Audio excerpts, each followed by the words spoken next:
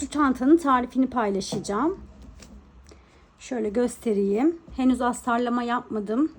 İlk fırsatta bütün bu ördüğüm çantaları astarlamayı düşünüyorum. Hepsi astarsız kaldı yoğunluktan. Birini böyle oval bursla yaptım. Bu oval bir burs. Bu biraz daha dikdörtgen, standart bursa yakın. Sadece şu kısımları biraz eğimli. 25 santim bu bursum. Bunu sadece gösteriyorum. Bunun yapımını anlatmadım ama birebir aynı yaptım. Ölçüleri bile aynı. Sadece bu oval bir burs. Bu 27 santimdi ama aynı ölçülerde yapmama rağmen ikisi de bursa uydu. Bu ipimin biraz daha kalındı dokusu. Biraz daha sert. Aslında standart bir rafya diyebilirim. Örülebilir. Bu ise çok yumuşaktı. Şimdi birkaç tane şey paylaşmak istiyorum başlamadan önce tarife. Bu ip bence bu çanta için uygun değil. Ben de zaten yaptıktan sonra pişmanlık yaşadım. Şu bursu yerleştirirken özellikle epey stres yaşadım. Normal rafya ile örürseniz çok daha sağlıklı olur. Yumuşak bir rafyaydı bu. Ben de bunu zaten başkasına aldırmıştım. Kendim dokunarak almamıştım. Örmeye başladıktan sonra örümü çok güzel. Evet, normal çantalarda güzel olabilir ama dayanıklılık açısından ve bu tarz çalışmalarda kullanırken, bursu sararken maalesef çok hassas olduğu için zorladı beni. O nedenle sırf bu sebeple bu deri parçasını buraya taktım. Elim terlediğinde tutarken bu ip buradan deforme olmasın diye. Bunu yapmak zorunda değilsiniz. Ben böyle bir yapıştırdım. Askım vardı bu şekilde. Deri bir askım vardı. Gerçek deri değil, suni deri. Çok kalın ve gerçek deri yaparsanız burada kapandığı zaman boşluk oluşur. O yüzden onu önermiyorum. Bunu yapmak zorunda değilsiniz. Yani ben ipime güvenmediğim için yaptım aslında. Onun dışında ne söyleyebilirim? 3,5 milim tığ kullandım. Bu model çok sıkı örülünce kendini gösteren bir model değil. O yüzden siz de 3,5'la, eliniz sıkıysa daha da hatta 3,75 milimle bile örebilirsiniz. Epey büyük oldu ölçüleri. Ben videonun içinde şurada kaç santim olduğunu paylaşıyorum. Siz bu kadar uzun istemezseniz biraz daha kısa isterseniz bakın bu biraz daha kısa oldu. Eğer benden önce şu işlemi yapmaya başlayabilirsiniz. Ölçüsünü söylüyorum zaten. Şöyle ölçü vereyim. 35 santim olmuş bakın burada. Çantamızın genişliği. Boyunu ölçelim. Yani aslında düz durmuyor şu anda. Çok da sağlıklı olmayacak ama 23 santim. 23 santim olmuş. Ben şu kısımda zaten örerken ölçüsünü paylaştım. Böyle içine ben ipim dediğim gibi çok kalın olmadığı için bir keçe yerleştirdim. Videonun başına tela denemiştim. Onu da sizinle paylaştım. Sonra onun örümü rahat olmadı buraya yapıştırınca. Artı bir de rengi de uygun değildi çantama. O yüzden onu sonradan söktüm. Eğer astarlama yapmak isterseniz ben şu anda bursu bitirdim. Biraz zorlanacağım buraya astarı dikerken. Siz bursu takmadan önce astarlarsanız çok daha kolay olur. Onun dışında şu anda söyleyeceğim bir şey yok. İpimin ne kadar gittiğini söyleyeyim. Bu yumuşak rafyadan 150 gramlık bir yumağı bitirdim. İkinci yumağıma da geçiş yaptım ama çok az kullandım. Yani 200 gram bile diyemeyiz. Öyle söyleyeyim. Böyle dikdörtgen taban çalıştım. Oval taban çalışabilirsiniz. Hiçbir fark olmaz. Çantanız gayet başarılı olur. Aynı olur. Şu anda aklıma başka bir şey gelmiyor. Umarım beğenirsiniz. Denersiniz. Görüşmek üzere.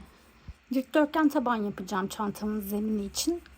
Aynı zincirle, aynı ölçüyle oval taban da çalışabilirsiniz. Çantanın şeklinde bir değişiklik yapmaz. Hangisi sizin için rahat geliyorsa onu çalışabilirsiniz. Oval tabanın tarifi de var sayfamda. Bir çantanın tabanını çalışmıştık. Onu da açıklama kısmına ekleyeceğim. Oradan bakabilirsiniz nasıl yapıldığını. Ben şimdi bir miktar zincir çektim. Burada aslında önemli olan ölçü. Zincirin sayısı değil.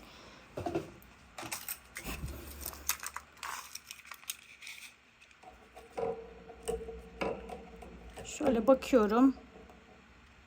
17-18 santim kadar bir zincir çekmişim. Burada şöyle aldım. İçine yerleştirdikten sonra zinciri bakıyorum. Şöyle bir arttırma payı da kendime veriyorum. Tam böyle bursun aynı hizasında çekmiyorum zincirimi. Biraz daha kısa çekiyorum. Zincirlerimi çok sıkı çekmedim. İçine rahat çalışabilmek için. Şu arka loblara çalışacağız. Şuralara gireceğiz. Önden değil de, zincirin önünden değil de arkasından gireceğiz. Şimdi her zincirime bir adet sık iğne yapacağım. Arkasından girerek son zincirime kadar normal sık iğne çalışacağım. Zincirin bir tanesini atladım bu arada. İkinci zincirden itibaren yaptım. Bu şekilde son zincirimize kadar çalışalım. Son zincirime geldim. Bu arada 26 zincir çekmişim. Dediğim gibi ölçü önemli. Zincir sayısı değil, fark etmez. 1-2 tane farklılık olabilir sizinkinde. Son zincirimin arkasına giriyorum. Şu ipi de şöyle atıyorum arkaya. Onu gizleyeceğim. Önce buraya bir adet sık iğne çalıştım. Son zincirimdeyim hala. Aynı yere ipimi biraz esneterek, sıkmadan elime, bir adet daha yapıyorum. Şimdi şöyle çevirdim. Tabanımın artık altından örmeye devam edeceğim. İki yandan örüyoruz. Biraz daha bakın elim sıkı değil. Esnettim ilmeğimi. Aynı yere bir adet daha yaptım. Son zincirime toplamda 3 tane sık iğne yaptım. Bu arada dönmüş oldum. Artık buralara yapacağım. Alt kısmına. Bunu da yürütüyorum. Şimdi sırayla her birine birer tane yapıyoruz. Sadece uç kısımda yaptık. 3 tane arttırma yapmış olduk. Devam ediyorum artık. Uca gelene kadar bu şekilde hepsine birer adet sık iğne çalışacağım. Son zincirime geldim. Son ilmeğime geldim. Burada bakın bir adet yapmıştık bu uçta. Bir tane de hemen altına yapıyorum. 2 oldu. Uçta 3 tane yapıyorduk. Burada 3 tane yapmıştık. Şimdi üçüncüyü şöyle yapacağım. Yine esnettim ilmeğimi. Bunun içine giriyorum. Buradan bir ilmek kaydırıyorum. Bunu 3 sayıyorum. Şu kaydırdığım yeri 3 sayıyorum. Böyle formu daha düzgün oluyor tabanın. O yüzden böyle çalıştım. Şimdi burada yine bir zincir çekiyorum. İkinci sırama geçiyorum. 1, 2, üçüncü de bu. İlmeği kaydırdığım en baştaki ilmeğim. Bunun içine 3 adet sık iğne yapıyorum. Arttırmamı yapmış oldum. İlk arttırmamı. 2, 3. Şimdi uçta yaptığım 3'e gelene kadar, şurada yaptığım 3'ün ilkine gelene kadar hepsine birer adet sık iğne çalışıyoruz. Sırayla hepsine bir tane yapacağım. Uçta görüşelim. Uçtaki üçlüme geldim. İlkine yine orada yaptığım gibi 3 tane sık iğne yapıyorum aynı yere. Arttırmamı yaptım. Hep köşelerde yapıyoruz arttırmayı. Ortadakine, ikinciye bir adet yapıyorum. Üçüncüye geldim. Burası da artık alt köşem. Buraya da 3 tane yaparak arttırmamı yapıyorum. Üçlünün ilkine 3, ikincisine tek, üçüncüsüne de 3 adet yaptık. Şimdi yine sırayla uca gelene kadar kenarımız boyunca birer tane yapıyoruz. Şimdi diğer ucuma geldim. Başlangıç yerime. Alt sırada zaten burada başlarken 3 tane yapmıştım bir tanesine. Artırmamı burada yapmıştım. Şu ilmek kaydırdığım yere de bir sık iğne saymıştım. Bir de burada bir sık iğnem vardı. Toplam 3 taneydi. Şimdi buradakine, ilkine 3 tane yaptım yine. Arttırmamı yaptım. Şu ilmek kaydırdığım yeri tek sayıyorum. Tek sık iğne. Buraya da başlangıçta yapmıştım. Yine burada Buraya sık iğne yapmadan direkt ilk yaptığım üçlünün ilkine ilmeğimi kaydırıyorum. Yine bunu bir sık iğne sayıyorum. Burada yine bir sık iğnem olmuş oldu. Şimdi geldim bir sonraki sırama. Burada 1, 2, 3 tane arttırma yaptığım yer var. Bir zincir çekiyorum. İlkine bir adet, ortadakine, ikinciye 3 adet. Bundan sonrası artık çok kolay. Hep aynı mantıkla ilerleyeceğiz.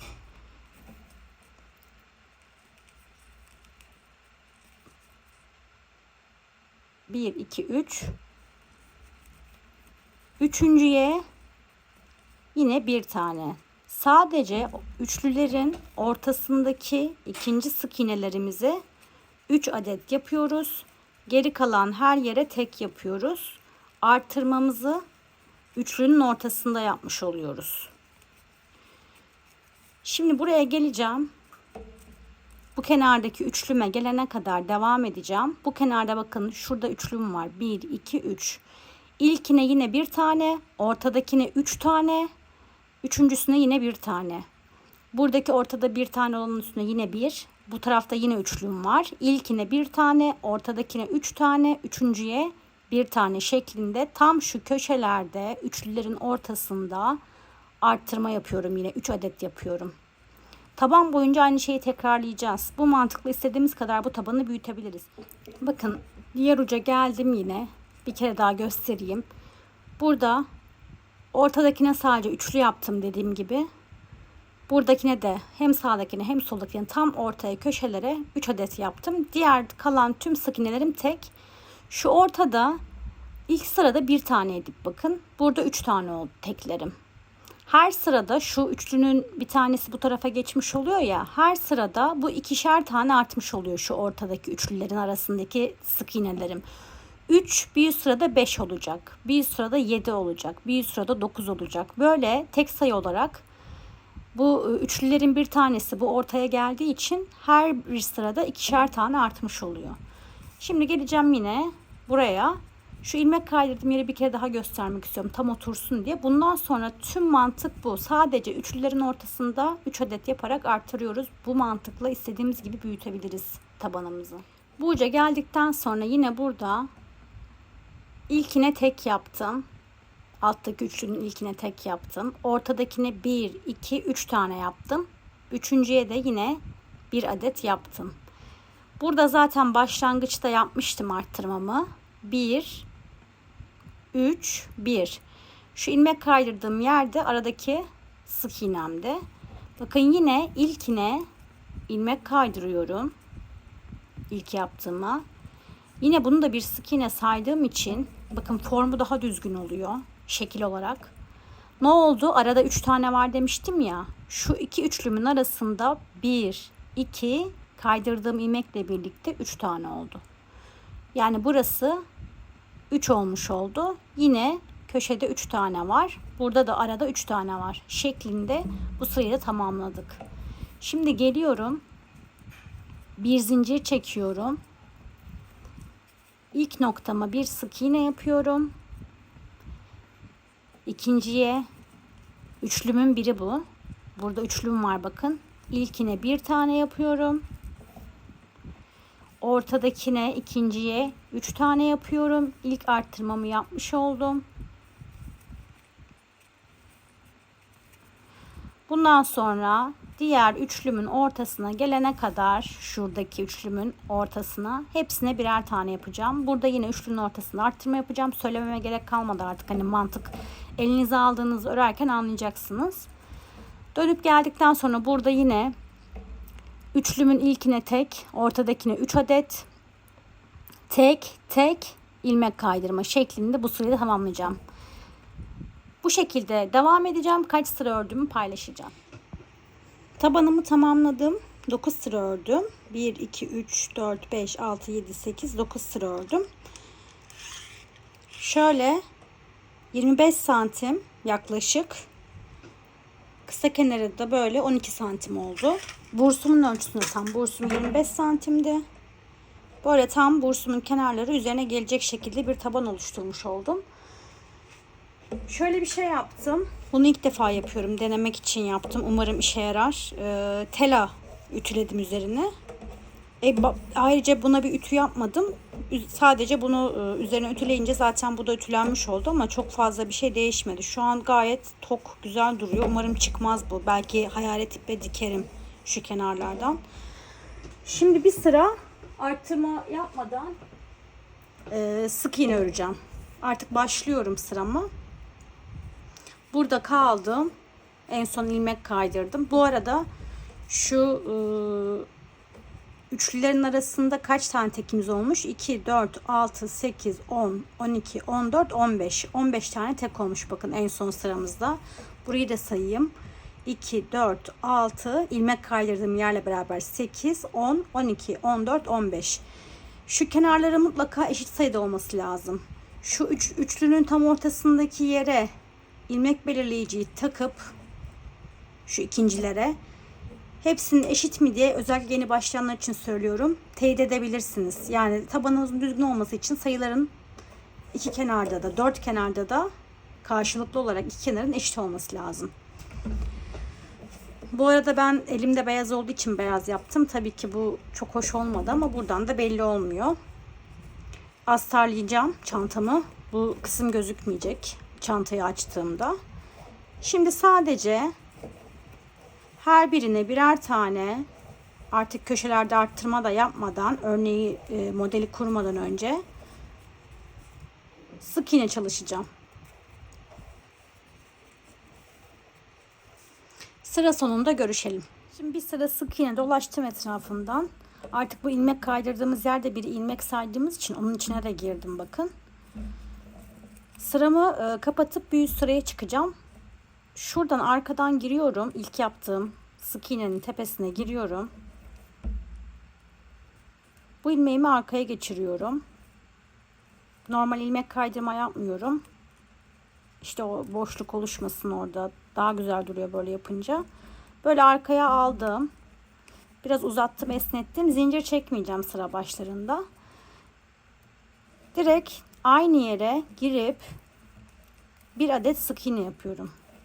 İlk ilmeğime bir sık iğne yapmış oldum. Şimdi bu ikinci ilmeğim, ikinci sık iğnem. İkinci sık iğnemin altından gireceğim buradan. Şu V'nin altına gireceğim. Normalde buradan üstten giriyoruz. Alttan giriyorum. Uzun bir sık iğne yapıyorum. Bu şekilde. Şimdi üçüncünün üzerinden girip normal sık iğne yapıyorum. Bir sonraki bu oluyor. Altına giriyorum. Uzun bir sık iğne yapıyorum. Bu şekilde tüm etrafını dolaşıyorum. Elinize aldığınızda zaten direkt denk gelecek, hani yanlış yapmazsınız. Şu alttan da kontrol edebilirsiniz. Bir uzun oluyor, bir kısa oluyor. Bakın buradan belli oluyor.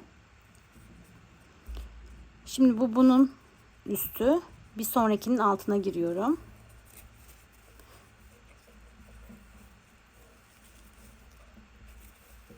Diğerinin üzerinden bir sonrakinin altı burası oluyor. Altından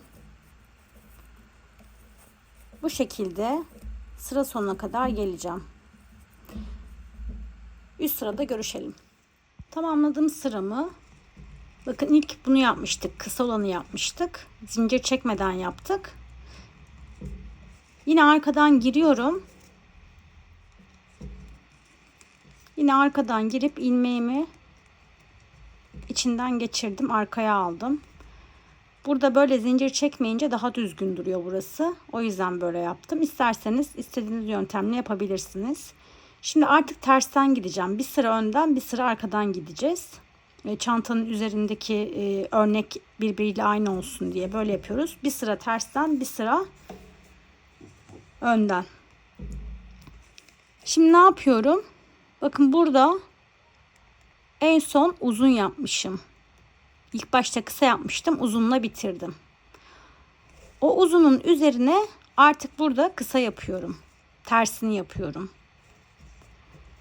O uzunun üzeri burası oluyor.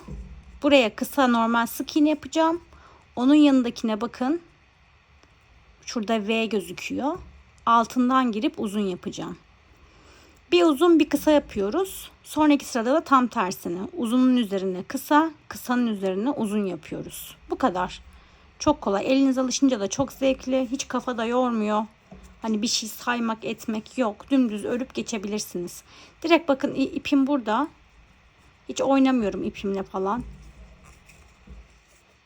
Şunu biraz esnetirseniz başlangıç yaparken zincir çekmiyoruz ya. Bir üst sırada daha rahat olur. Bu arada burada en son yaptığımız ilmek bu. Bakın sıranın sonunda bunu öreceğiz. Şu kafa karıştırmasın. Bunu öreceğiz. İpi oradan geçtik ya. Buraya bir ilmek belirleyici koyabilirsiniz. Kısamı yaptım. Sırada bakın burada normal sık iğnem var. Altından giriyorum. Bir tane uzun sık iğne yapıyorum. Bu uzunun üstü.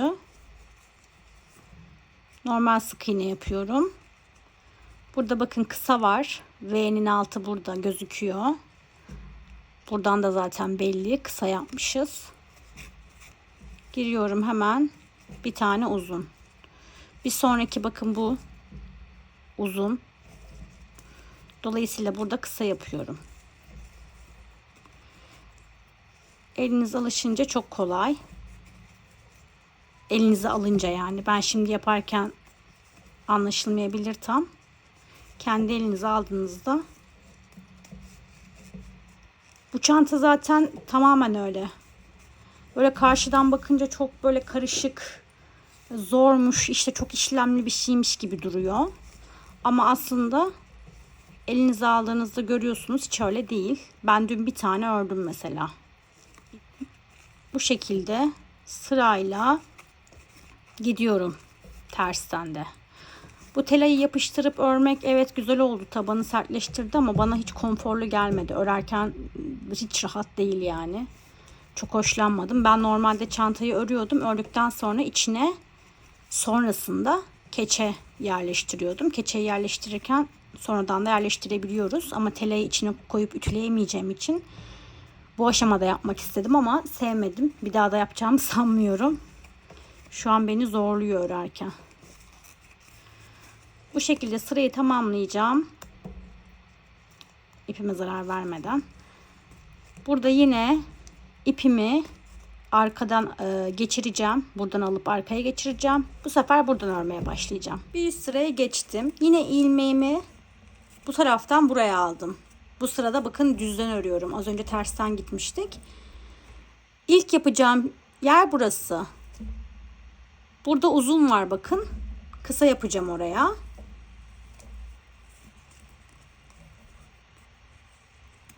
Şu son ilmeğime, son yapacak olduğuma, şurada bir karışıklık olmasın diye belirleyici yerleştiriyorum. Son ilmeğim bu. Bunu unutmamak için. Şu arada kaynıyor bazen. Gerçi kaynamaz.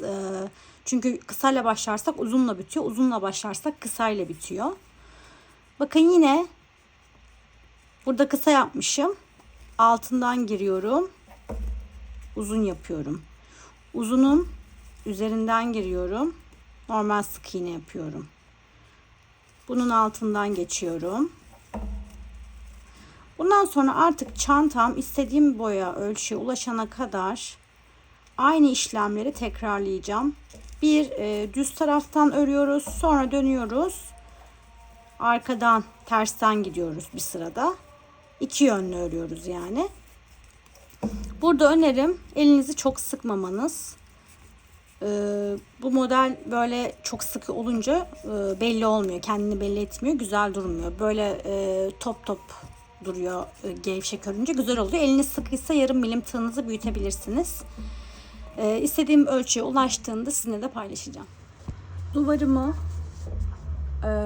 bir miktar ördüm. Benim burası 17 santim oldu. İstediğiniz ölçüde yapabilirsiniz. Şöyle göstereceğim. Burayı ördükten sonra şimdi şu kısmı yapacağım. Dolayısıyla burası aslında çantanın boyu değil. Üzerine devam edeceğiz. Ona göre hesaplama yapabilirsiniz. Ya da videonun sonuna kadar izleyip görebilirsiniz orada ne yapacağımı. Bunu yaptıktan sonra kapattım sıramı. Şu kapattığım yeri de göstereyim. Çalıştığım yeri bu şekilde temiz gözüküyor. Burası çantanın yanında kalacak zaten. Önden görünmeyecek. Şimdi kapattıktan sonra ilmeklerimi ikiye böldüm. Şu şekilde tam ortadan böldüm.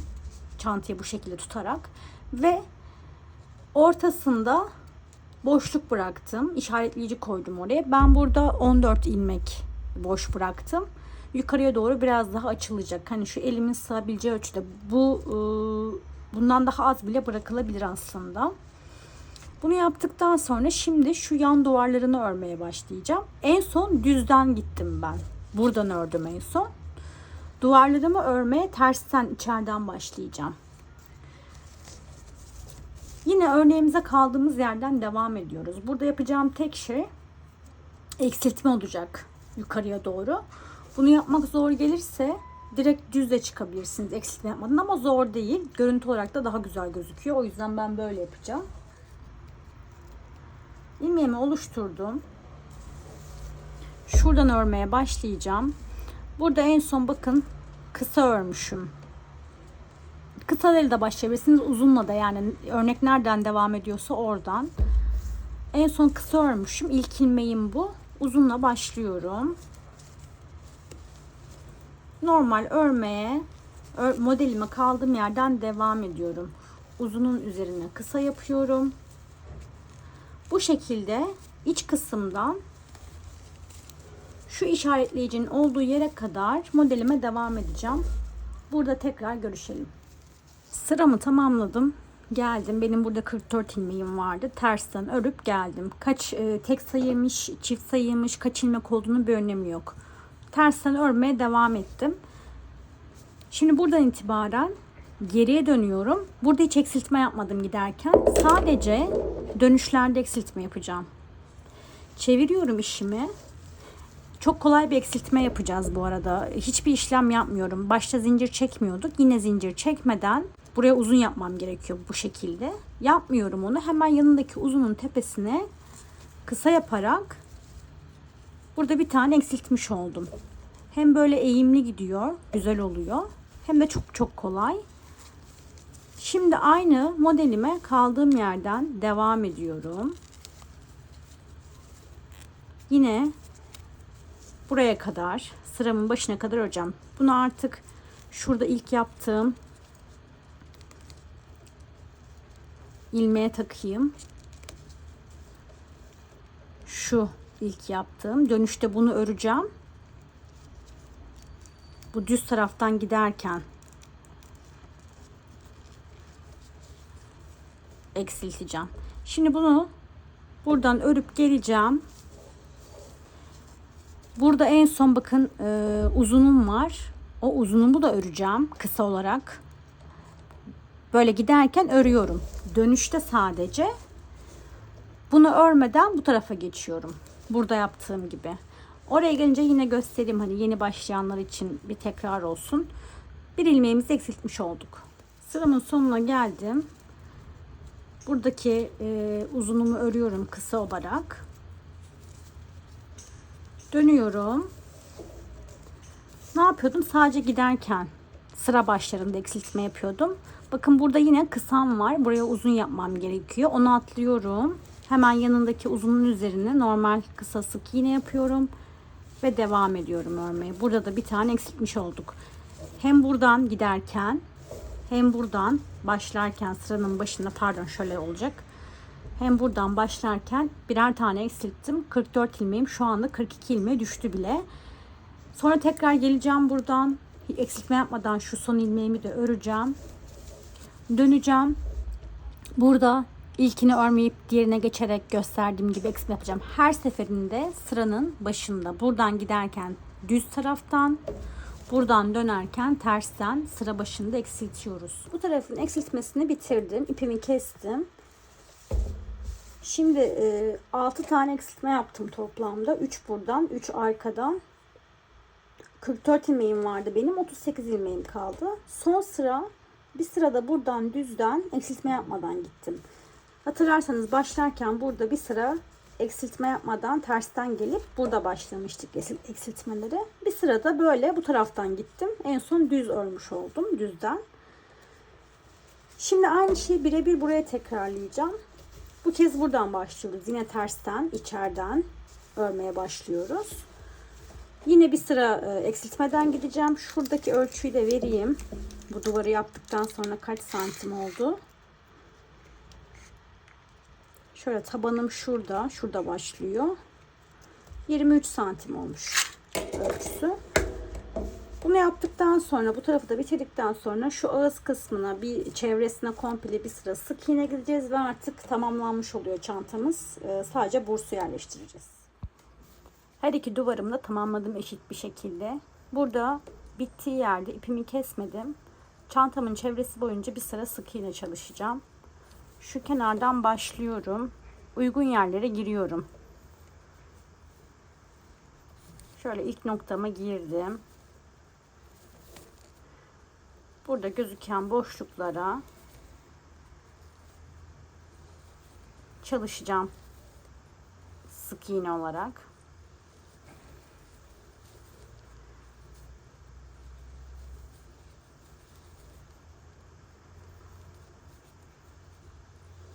En son şuraya gireyim. Burada ipimi bağladığım için bir boşluk oluşmuş. Burada kaç tane girdiysem burada da aynı şekilde. Önemli olan bu, eşit olsun sayılar. Şimdi burayla işim bitti. Geliyorum.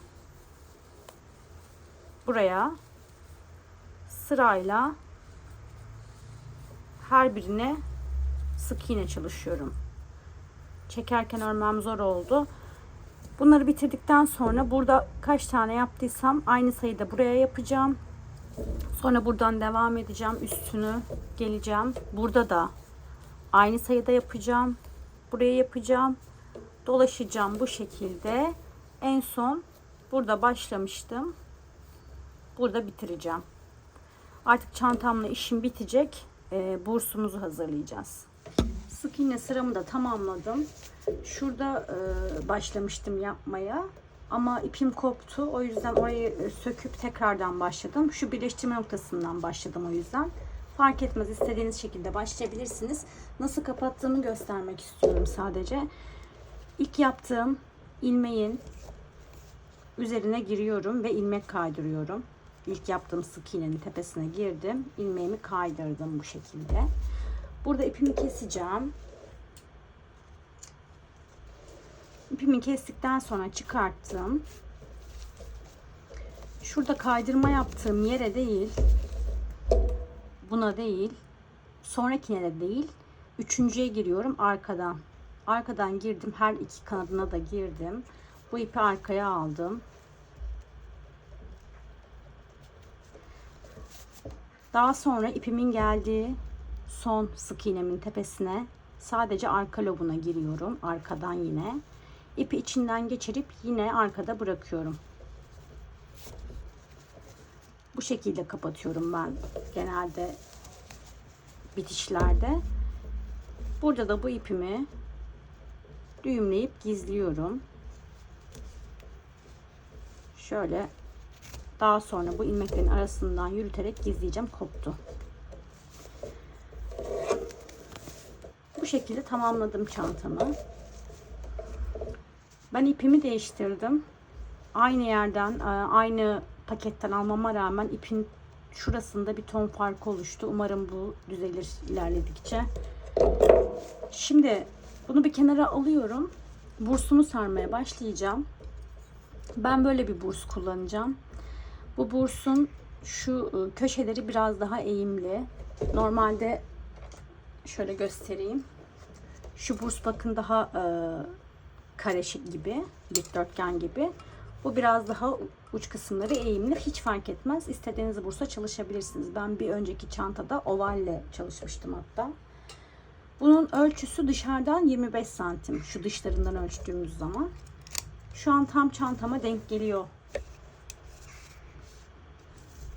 Şimdi ne yapacağız? Bu bursumuzun etrafında önce ilmekler oluşturacağız. Bursumun kapandığı kısım böyle üstte. olacak şekilde alıyorum. Tığımı değiştirdim. Biraz daha ince bir tığla yaparsanız daha kolay olur bursu sarmak. 3 milim tığa geçtim. İlk olarak ilmek oluşturdum tığımda. Şimdi bursumun şu kısmından başlayacağım sarmaya. Sadece şu noktayı sarmıyoruz. Şöyle tutuyorum. İpim arkada. Çekerken çok zor olacak yapmak. Normalde böyle giriyoruz. Bunu bir sık iğne ile buraya ilmek kaydırarak ilmeğimizin içinden bağlıyoruz. Şu kısmı biraz daha sıkı olsun diye şöyle yapacağım. Bu ipi buradan dolaştıracağım. Tığımın üzerinden geçireceğim. Yani manuel olarak, yani böyle elimle yaparak. Tekrar bakın bursumundan çıkarıyorum. Parmağıma alıyorum. Ve hem bunu yapmak daha kolay oluyor diğerine göre bu kısımda. Hem de bir tık daha sıkı oluyor. Burs kapandığı zaman potluk oluşmasın diye. Ama burada çok önemli bir şey var. Bu rafya ipler kağıt ip kadar dayanıklı değil. Biraz daha hassas. Bayağı hassas. O nedenle şu kısımda yırtılma olabiliyor. Bunu yırttığımız anda maalesef baştan başlamamız gerekiyor. Çok zor oluyor. Düzeltmek mümkün olmuyor. O yüzden çok dikkatli olmak lazım ve aşırı derecede sıkmamak lazım. Sıkı olsun diye bütün gücünüzle sıkmayın. Çünkü daha sonra çantamıza birleştirirken şu ilmeklerin içine gireceğiz. Şu tepelerine. Dolayısıyla çok sıkarsak buna girmekte zorlanıyoruz. Buna girmeye çalışırken de bursumuz tekrar yırtılabiliyor. İpimiz tekrar yırtılabiliyor. O yüzden aşırı derecede sıkmadan, bakın bütün gücümle sıkmadan ama gevşek de bırakmadan sarıyorum bursumu etrafını. Ve bursumun etrafını saymadan, sayı olarak değil, doldurana kadar sıkıştıra sıkıştıra saracağım. Bu metal kısmının gözükmemesini istediğim için. Bu da önemli. Yani buradaki tepedeki ilmek sayımızla bursumuzu oluşturduğumuz ilmek sayısı eşit olmayacak. Burası daha fazla olacak. Atlayarak birleştireceğiz. Sayı önemli değil. Doldurana kadar, bu boşluk gözükmeyene kadar metal kısım devam edeceğiz. Şunu bir kere daha göstereyim. Bakın ipim burada yukarıda. İçinden geçiriyorum bursumun. Tığımın etrafından dolaştırdıktan sonra tekrar dışarıya çıkarıyorum. Ve ilmeğimin içinden kaydırıyorum. Bu şekilde. Burada yığılma olmasın. Bu kısmı aşırı derecede doldurmayın. Şuraya geldikten sonra normal sık iğne olarak doldurmaya başlayacağım. Şöyle. İpi koparmaktan o kadar korkuyorum ki kamerada çekerken yapmakta çok zorlanıyorum. Bakın böyle yapınca ip biraz daha hırpalanıyor gibi. Diğer türlü yapınca daha böyle. Ben şimdi bunu tekrardan söküp tekrardan yapacağım. Bu ipi keseceğim. Sanki biraz böyle gevşek oldu burası. Size göstermek için yaptım. Başka ne söyleyecektim? Eğer rafya ipinizin aynı renginden birebir kağıt ipiniz varsa burayı sararken onu kullanabilirsiniz. Daha dayanıklı olur. Rafyadan ziyade kağıt ip daha mantıklı. Şimdi böyle doldurmaya başlayacağım. Tamamını dolduracağım. Böyle sıkıştıra sıkıştıra, iktire iktire, şurada boşluk olmayacak şekilde tamamını dolduracağım. Zaten gösteririm. Şu noktaya geldiğim zaman burada birkaç tane zincir çekeceğim. Genelde ben 3 tane çekiyorum. 3 ya da 4. Buradan atlayacağım. Bu kısmı doldurmuyoruz ya. Buraya kadar doldurduktan sonra 3-4 zincir çekip bu tarafa geçeceğim. Tekrar buradan devam edeceğim.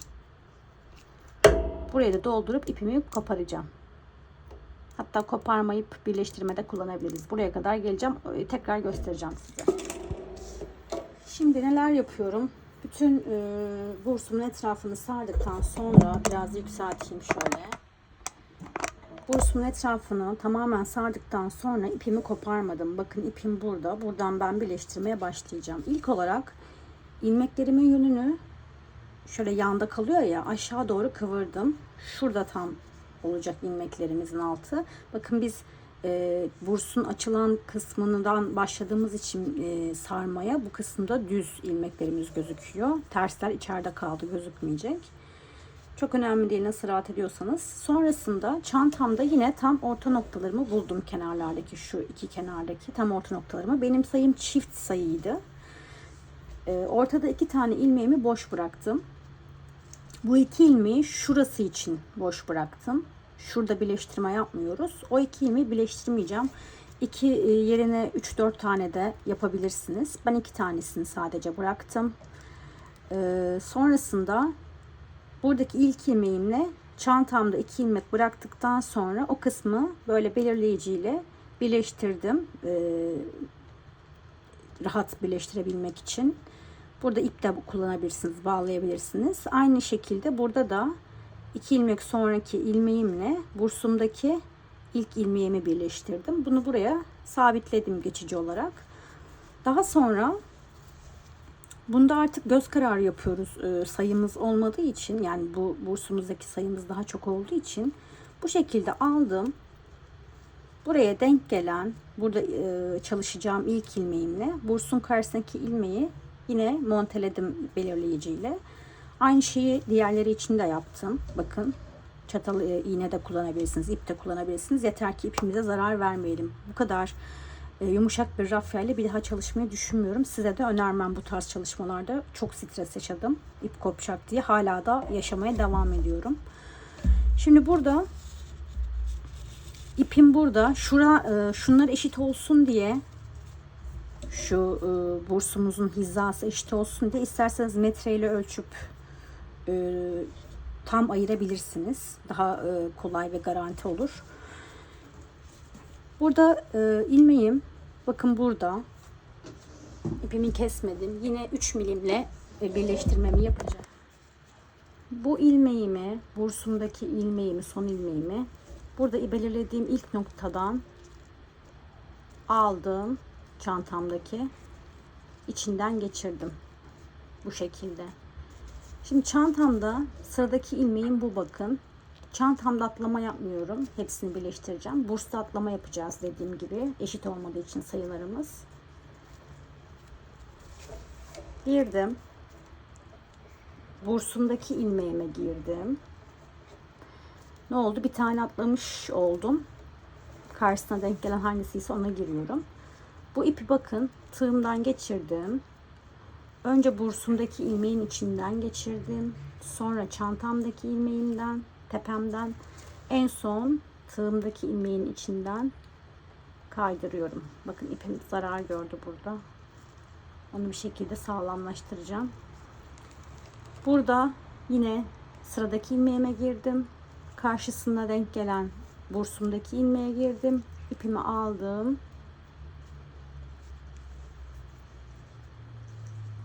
Önce bursumdakinden, sonra çantamdakinden, en son tığımdaki ilmekten çıkardım. Devam ediyorum sırayla. Yine bakın bir tanesini atladım. Sırayla hepsinden geçirdim. Bu şekilde tamamını birleştireceğim. Böyle geleceğim. Burada ilmek kaydırma yapacağım. İlmek kaydıra kaydıra buraya geleceğim. Burayı birleştireceğim. Devam edeceğim. Burada yine aradaki 2 ilmeğimin üzerinden ilmek kaydıracağım. Sonra devam edeceğim. Burada yine ilmek kaydırıyoruz. Bunun üzerinden. Ve en son şuradaki 2 ilmeğimi ayırdıktan sonra burada bitireceğim. Şu kısım birleşmiyor. Bu şekilde tamamlayacağız çantamızı. Bu kenarımı birleştirdim. Bu arada burada ipim zarar görmüştü ya. Tekrar söküp yeni ip bağladım. O riske hiç girmedim. Size de önermiyorum. Çünkü buradan bir koparsa komple dağılır. Şöyle, bundan sonra çok dikkat etmemiz lazım. Sırayla giriyorum. İlmek kaydırmayı zaten biliyoruz ama yine de göstermek istedim. Bu çantayı yapma cesareti gösteren birisinin ilmek kaydırmayı bildiğini düşünüyorum. Bunu isterseniz yine 3,5 milimle de yapabilirsiniz. Elinizi sıkmayın burada. Tığ numaramız küçük çünkü. Devam ediyorum. Sonra bu iki noktayı birleştirip kaldığım yerden devam. Çantamın tamamını birleştirdim. Bakın burası böyle açık kaldı. Onun dışında her yerini birleştirdim. Şu kısımda yığılma olmasın diye çok sarmamıştım. Burada bir boşluk oluşmuş. Onun dışında gayet temiz, dolu gözüküyor. Metal kısmı gözükmüyor. Şöyle kapatalım. Çok da büyük oldu. Gayet güzel oldu. Şurada tela yapıştırmıştım biliyorsunuz. Onu söktüm. Hoşuma gitmedi.